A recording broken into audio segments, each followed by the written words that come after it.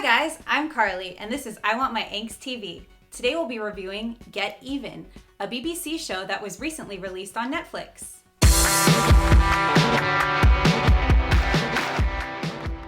So Get Even is a show based on Gretchen McNeil's book, which focuses on four unlikely friends who form an alliance based on bullying and injustices that are at their school. They won't get mad. We get even.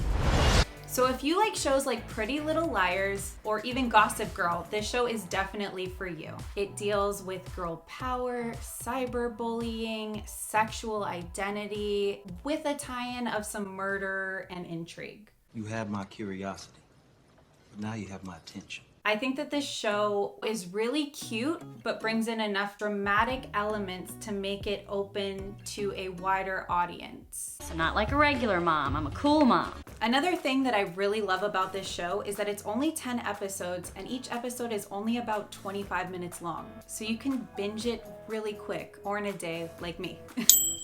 So this show follows a cast of characters known as DGM, which stands for Don't Get Mad. It's four girls who you would never assume that would be friends, but form an unlikely alliance. I'm open to alliance.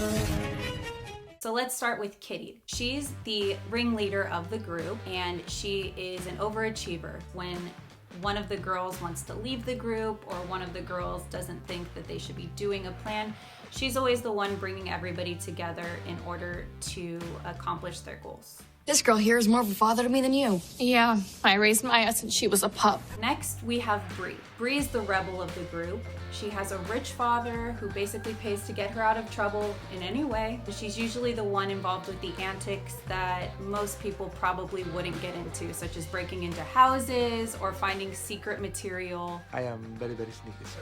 Third, we have Margot, who just moved with her parents from the United States. She's the tech genius of the group. She's the one that supplies the group with new burner phones every week.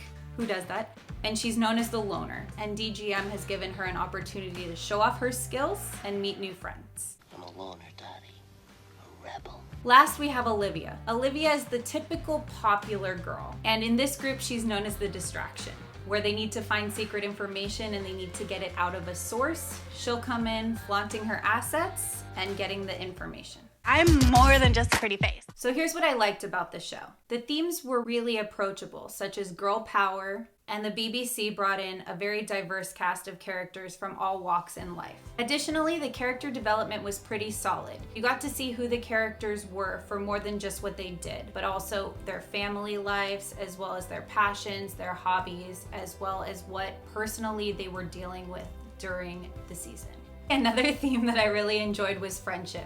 And I think that the fact that these girls somehow form a bond and come together, I think is really magical. Friendship is magic. So here's a few things I didn't like about the show. Sometimes there were too many storylines that were crisscrossing between each other, and a lot of them could have been thrown away.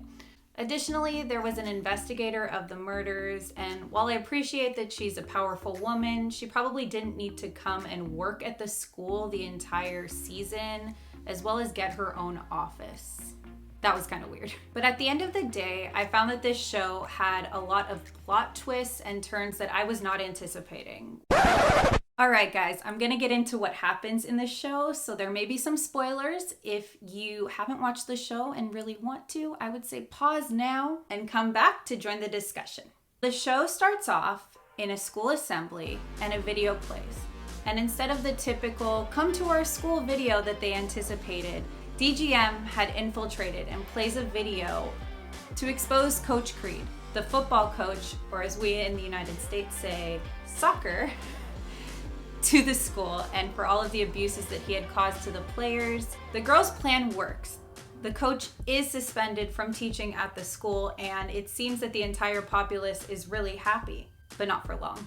From there, drama ensues. Spill the tea, sis. A terrible jock, Ronnie, starts exposing inappropriate photos of a girl who happens to be Kitty's best friend. Kitty decides to take action, even though that breaks some of the DGM's core rules. Rule number 1, no schemes within 6 weeks of each other. Number 2, no schemes that involve personal connections. But what kind of show would this be if these rules weren't broken? Being bad feels pretty good. I promised you murder. Remember that guy that was posting inappropriate photos? He dies. But how does he die, you might ask?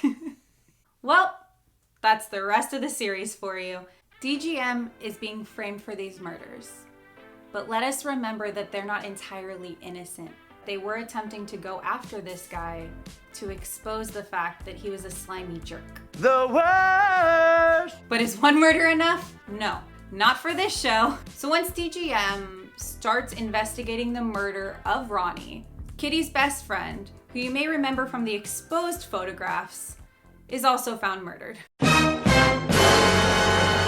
So from there, it's basically a free-for-all because everyone's a suspect and everybody has motive.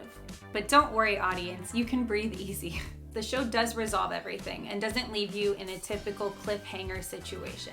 However, there are many unanswered questions that could benefit from a second season. We are DGM. We don't get mad. We get even. So what did you think of Get Even? Did you watch it? Did you hate it? Either way, let us know in the comment section below. Give us a like, hit that subscribe button, and ring that bell so you don't miss any more angsty videos. Thanks for watching. See you later.